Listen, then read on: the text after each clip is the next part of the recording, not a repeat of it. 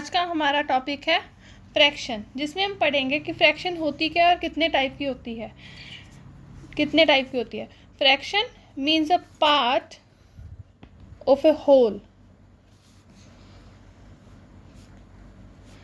जैसे कि मैंने एक सेब लिया, उसको अगर मैं दो हिस्सों में डिवाइड कर देती हूँ, एक हिस्सा मैं अपने पास रख लेती हूँ और एक हिस्सा किसी और को दे देती हूँ, तो उसको हम लिखेंगे 1/2, क्योंकि एक एप्पल को मैंने दो पार्ट्स में डिवाइड कर दिया, तो वो दो हिस्सों में डिवाइड हो गया ना। इसी तरह से हम इसको डिनोट करते हैं n/d के साथ, जो इसकी नोटेशन होती है। n का मतलब न्यूमिनेटर और d का मतलब डिनोमिनेटर। उसके बाद हमारे पास आती है टाइप्स, कि कितने तरह की फ्रैक्शन होती है।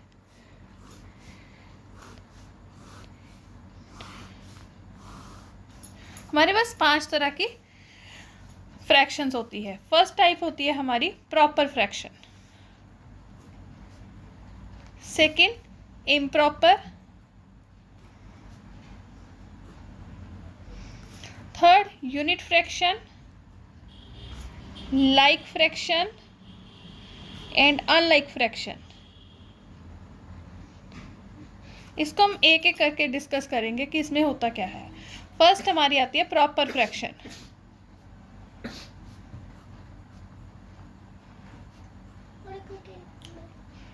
प्रॉपर फ्रैक्शन में हमारा जो न्यूमिनेटर होता है वो छोटा होता है एज कंपेयर टू डिनोमिनेटर। इसको मैं एक एग्जांपल के साथ एक्सप्लेन करूंगी, जैसे कि हमारा 2/3 जो है और एक एग्जांपल 4/5। मैंने बोला कि जो हमारा न्यूमिनेटर होता है वो छोटा होता है, मीन्स जो ऊपर वाला पोर्शन है न्यूमिनेटर, ये हमारी वैल्यू छोटी होगी और डिनोमिनेटर की वैल्यू बड़ी होगी, तो उसको हम बोलेंगे प्रॉपर फ्रैक्शन। सेकंड आती है हमारी इम्प्रॉपर फ्रैक्शन।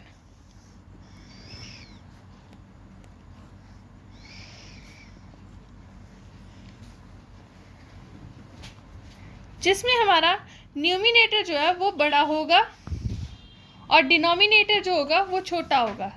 जैसे कि एग्जांपल 7/6, 11/9। इसमें हमारा जो न्यूमिनेटर है वो बड़ा होगा और डिनोमिनेटर जो होगा वो छोटा होगा, वो लेस होगा। मतलब डिनोमिनेटर छोटा होगा और न्यूमिनेटर जो है वो बड़ी वैल्यू होगी। थर्ड हमारी आते हैं यूनिट फ्रैक्शन।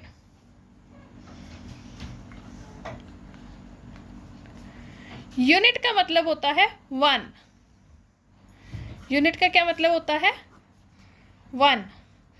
तो इसका मतलब होता है कि हमारा जो न्यूमिनेटर है वो हमारा 1 होगा और डिनोमिनेटर की हम कोई भी वैल्यू लिख देंगे। अगर हमारा न्यूमिनेटर 1 होगा तो उसको हम कहेंगे यूनिट फ्रैक्शन। नेक्स्ट हमारी आती है लाइक फ्रैक्शन। लाइक फ्रैक्शन हमारा सबसे इजी पार्ट होता है फ्रैक्शन का। लाइक फ्रैक्शन वो होती है, जैसे कि मेरे को 2-3 वैल्यूज दी हुई है फ्रैक्शन की और उसमें हमारा जो डिनोमिनेटर है वो सेम होगा, जैसे कि 3/7, 4/7 या फिर 8/7। अगर मेरा डिनोमिनेटर सबका सेम है तो उसको हम कहेंगे लाइक फ्रैक्शंस।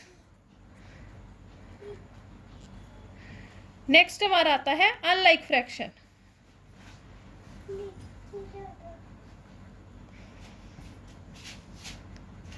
अनलाइक फ्रैक्शन में हम क्या पढ़ेंगे कि जो हमारा डिनोमिनेटर है उसकी वैल्यू जो है वो सेम नहीं होगी, डिनोमिनेटर की वैल्यू डिफरेंट होगी, डिफर करेगी। जैसे कि एक आ गई मेरी 4/7, नेक्स्ट आ गई मेरी 8/9, नेक्स्ट आ गई 9/50, कुछ इस तरह से वैल्यू। मतलब डिनोमिनेटर की मेरी वैल्यूज जो है वो डिफरेंट आ रही है तीनों, तो ये हमारी अनलाइक फ्रैक्शन हो जाएगी। नेक्स्ट हमारा आता है ऑपरेशंस ऑन फ्रैक्शन। ऑपरेशंस हमारा फर्स्ट ऑपरेशन जो होता है, इसमें हमारे 4 तरह के हमने ऑपरेशंस पढ़ने हैं, जिसमें हमारा फर्स्ट होता है एडिशन, सेकंड होता है सब्ट्रैक्शन, थर्ड होता है मल्टीप्लिकेशन,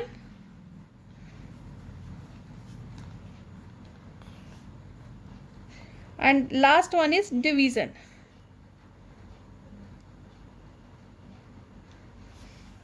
अब हमने करना है कि ऑपरेशंस, जैसे कि फर्स्ट ऑपरेशन हमारा आता है एडिशन। अगर हमारा डिनोमिनेटर सेम आ जाए तो हम डायरेक्ट उनको ऐड कर सकते हैं। जैसे कि हमारा फर्स्ट, मैं इसको एग्जांपल के थ्रू ही करूँगी सारे क्वेश्चन, क्योंकि इसमें कोई थ्योरी पोर्शन नहीं होता, इसमें सिर्फ एक्सप्लेन करना होता है कि क्वेश्चंस को करना कैसे है।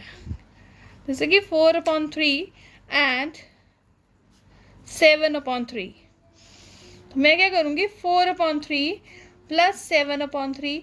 अगर दोनों का डिनोमिनेटर सेम है तो मैं इसको 3 लिखूँगी। 4 + 7 11/3 आंसर आ जाएगा। अगर मेरा डिनोमिनेटर डिफरेंट आता है तो उसके लिए मेथड मेरा डिफरेंट होता है। जैसे कि 2/3 एंड 4/2, 4/5 ले लो आप, ठीक है। तो इसको हम क्या करेंगे 2/3 प्लस 4/5, पहले हम ऐसे लिखेंगे इसको। उसके बाद मैं डिनोमिनेटर का एलसीएम लूँगी। एलसीएम कैसे लेंगे हम 3 और 5 का। 3 1 ज़ा 3, 5 5 1 ज़ा 5, 3 × 5 15। यहाँ पे अब मैं लिखूँगी एलसीएम ऑफ 3 and 55 is 15। उसके बाद मैं 2/3 को यहाँ पे लिख दूँगी, उसके नीचे लिख दूँगी 4/5। तो मैं क्या करूँगी, अब मैंने काउंट करना है कि 3 के टेबल में 15 कहाँ पे आता है। 3 के टेबल में 15 आता है 5 पे। जो वैल्यू यहाँ पे लिखी है वही वैल्यू मेरे को ऊपर लिखनी है। जो वैल्यू नीचे लिखी है, जैसे मैंने 3 के टेबल में 15 काउंट किया कि कहाँ पे आता है 3 5 ज़ा 15। अगर यहाँ पर 5 आया तो ऊपर भी 5 ही आएगा। 2 5 ज़ा 10, यहाँ पे 4/5 है। तो मैं अब फिर से यही चेक करूँगी कि 15 5 के टेबल में कहाँ पे आता है। 5 3 ज़ा 15, अगर यहाँ पे 3 आया तो 3 ही यहाँ पर आएगा। 4 × 3 12। अब मैं दोनों के बेस जो है, जो डिनोमिनेटर है वो सेम हो चुके हैं। जब हमारे डिनोमिनेटर सेम हो चुके हैं तो मैं इनको ऐड कर दूंगी। 10 + 12 15 नीचे एज इट इज़। तो अब इनको ऐड कर दूंगी 22/5 15, और ये आंसर आ जाएगा मेरा। इसी के साथ अब हमारा सेकेंड ऑपरेशन होगा सब्ट्रैक्शन। अब हम वो करते हैं। नेक्स्ट जो ऑपरेशन है वो होता है subtraction.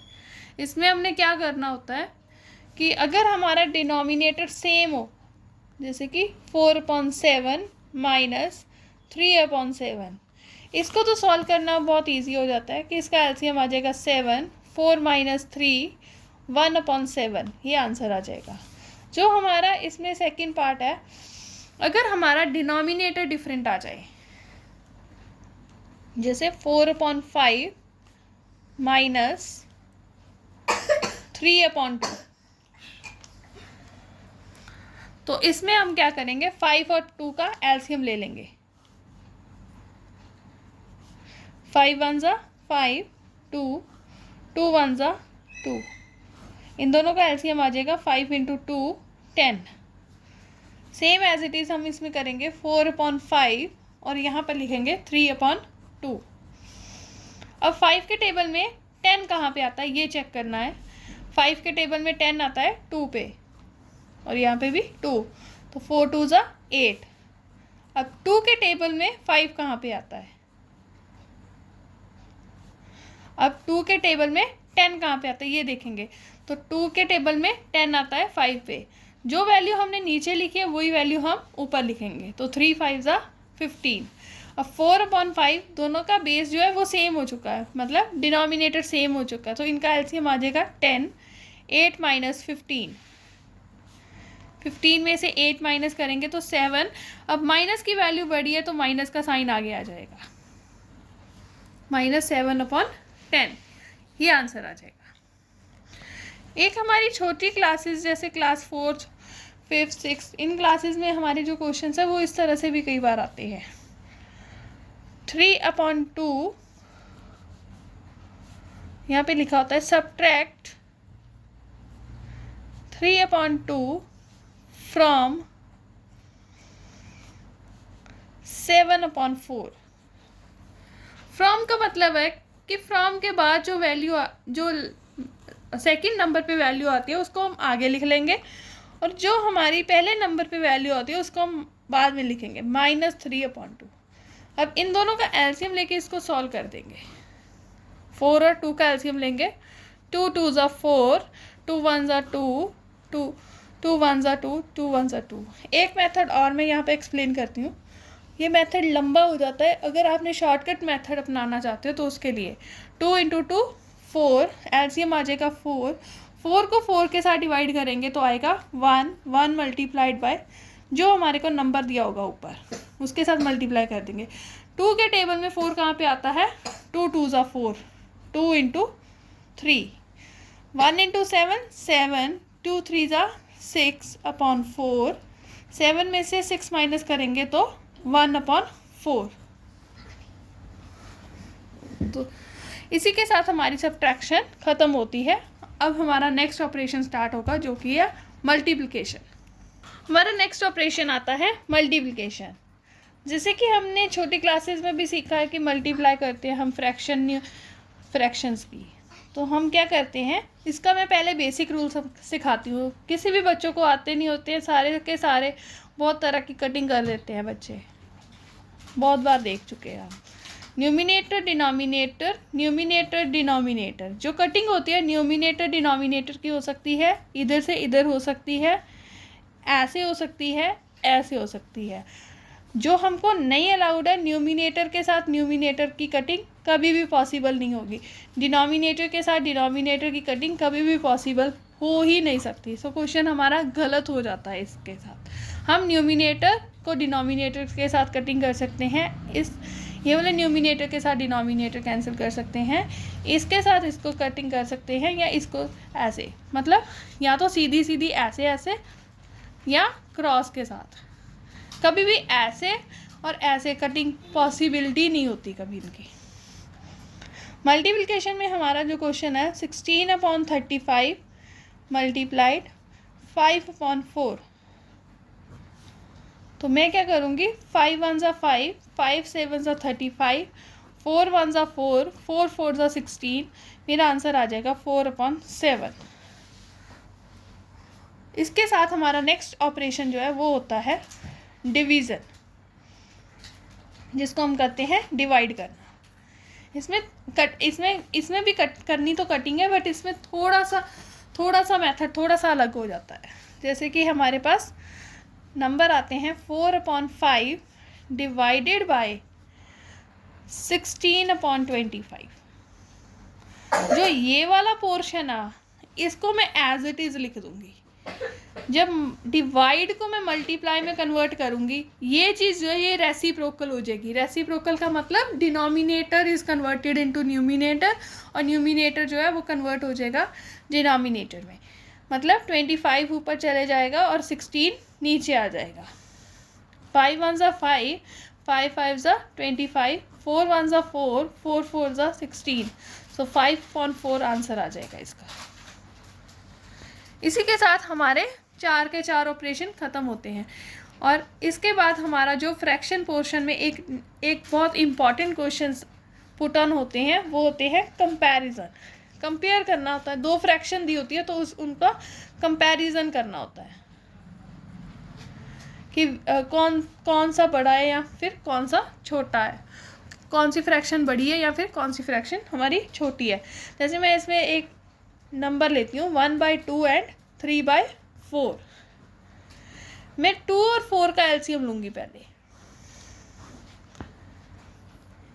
2 1s are 2, 2 2s are 4, 2 1s are 2।